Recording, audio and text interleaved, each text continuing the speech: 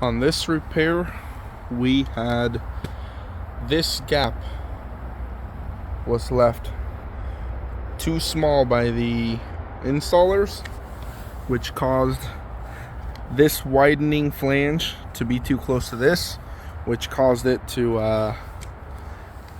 the gate not to be able to shut properly. The reason why this needs to be like that is because this needs to bolt onto this, and it can't be pushed too much further back because of this wood lag screw right here.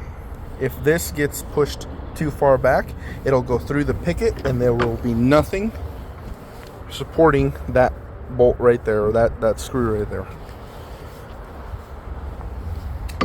So that's why this gap on the gates is essential.